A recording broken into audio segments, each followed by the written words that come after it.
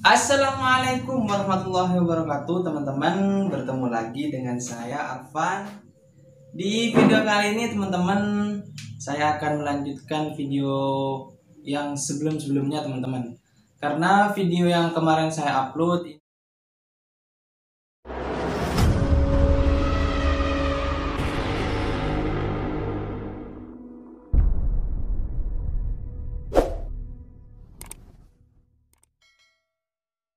ini tentang dimana saya mengikuti diklat teman-teman. Ini tidak mengupload video-video yang misalnya tentang kegiatan akhir atau kegiatan semester akhir teman-teman ya.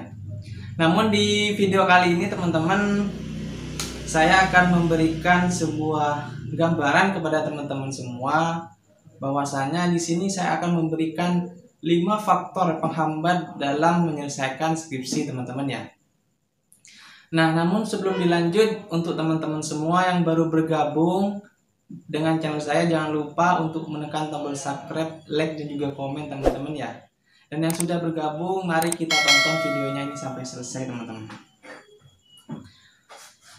Ya, yang pertama teman-teman, ya, di dalam sebuah bangku perkuliahan memang skripsi adalah menjadi sebuah kewajiban untuk diselesaikan teman-teman ya.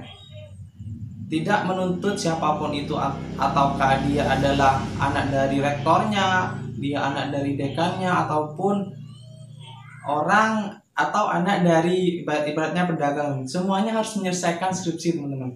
Skripsi adalah sebuah kewajiban yang harus diselesaikan kalau mau ikut wisuda atau mau menyelesaikan tugas akhir teman-teman ya. Ya, 5 faktor yang saya berikan atau yang saya akan sampaikan teman-teman, ini menjadi gambaran buat teman-teman semua bagaimana nantinya faktor ini apakah memang terjadi kepada teman-teman semua. Nah, dari kelima faktor penghambat ini menjadi acuan teman-teman semua bagaimana kelima faktor ini menjadi sebuah pendukung dari teman-teman untuk lebih sigap lagi dalam membuat skripsi teman-teman ya. Nah, karena cuacanya panas teman-teman ya. Nah, yang pertama langsung teman-teman ya, yang pertama yaitu malas memulai. Memang di dalam sebuah tugas, bukan hanya skripsi ataupun tugas yang berbentuk makalah, artikel, dan lain sebagainya, mahasiswa ataupun pelajar ini sulitnya untuk memulai dalam membuatnya teman-teman ya. Karena memulai ini ibaratnya dia ini membuat suatu gagasan yang awal atau topik ataupun tema yang akan dibuat ini yang kesulitannya di situ teman-teman ya. Jadi memulai sebuah progres, memulai sebuah tugas atau memulai sebuah tulisan skripsi atau dalam skripsi yang pertama itu membuat latar belakang ya teman-teman ya. Di situ kesulitannya. Mau memulai saja dia itu kebingungan. Dia ini akan meneliti apa, akan meneliti tentang hal apa. Maka di situ memang dari memulainya ini kita akan kesulitan untuk membuat skripsi teman-teman ya. Makanya kalau kita sering malas memulai ataupun kita kesulitan dalam membuat gambaran awal, makanya kita perlu sebuah pendamping ya teman-teman ya. Jadi dari faktor penghambat ini saya juga memberikan solusi, yaitu dengan kita membuat sebuah grup atau membuat sebuah lingkungan belajar yang memang membuat kita termotivasi teman-teman ya, mau memulai sebuah skripsi teman-teman ya. Dan yang kedua teman-teman, nah ini yang paling penting, yaitu dosen pembimbing. Nah, penghambat di sini dosen pembimbing. Kenapa disebut penghambat? Mungkin kalian bisa tulis di bawah ya. Kalau dari pendapat saya pribadi, penghambat dari dosen pembimbing yaitu pertama, sulit ditemui. Kedua ya, di chat atau di WA ataupun di SMS, di telepon itu jarang dibalas. Ketiga, ruangannya sering berpindah-pindah. Dan yang keempat, bisa kalian tulis sendiri teman-teman ya. Jadi memang kenapa dosen pembimbing menjadi sebuah penghambat di dalam membuat atau menyelesaikan skripsi, karena yang sudah saya sebutkan tadi. Namun mungkin ini juga ada salahnya, karena ini sebuah faktor yang memang faktor ini menjadi bagaimana mahasiswa ini lebih giat lagi dalam menyelesaikan sebuah skripsi teman-teman ya. Dan yang ketiga teman-teman, malu bertanya. Nah ini yang juga penting teman-teman ya. Karena ada pepatah mengatakan malu bertanya tersesat, nggak tahu tersesat di mana, tersesat di jalan katanya. Nah memang kalau kita malu bertanya teman-teman ya, apa yang kita tidak pahami, apa yang kita bingungkan, kalau kita tidak tanyakan kepada teman kita atau saudara kita ataupun terutama dosen pembimbing kita yang sudah diberikan kewajiban untuk membimbing kita, maka apa yang kita bingungkan ini tidak akan terselesaikan teman-teman. Misalnya saya bingungnya di fokus penelitian yang pertama. Nah, ini fokus penelitian pertama ini diarahkan atau nanti fokusnya kemana, penjelasannya kemana. Ini kalau kita bingung sendiri, maka kita tidak akan selesai menyelesaikan skripsi itu teman-teman ya.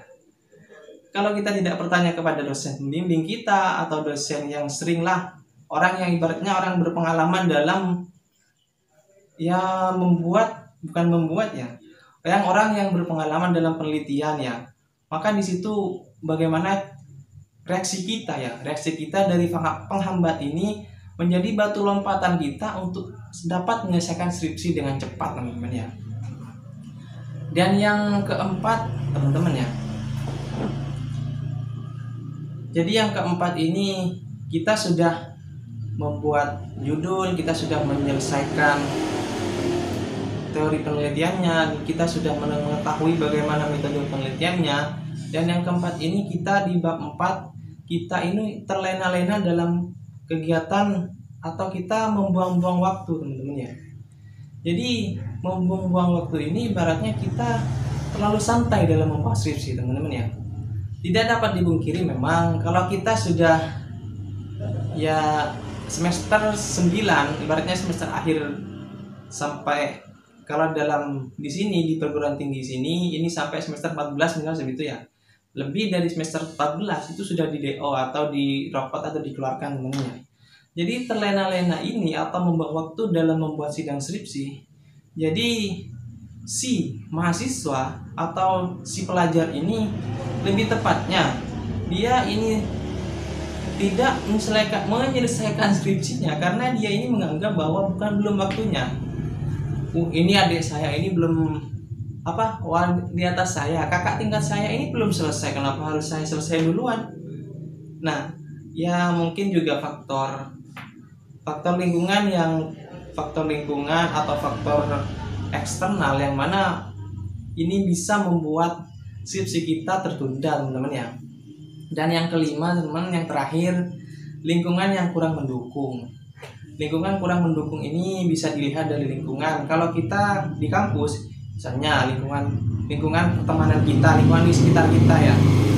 Kalau lingkungan di sekitar kita sangat mendukung dalam membuat skripsi, pasti 1 bulan skripsi kita selesai. Saya jamin. Kalau tidak selesai berarti orangnya teman-teman ya. Ya, 1 bulan selesai teman-teman ya.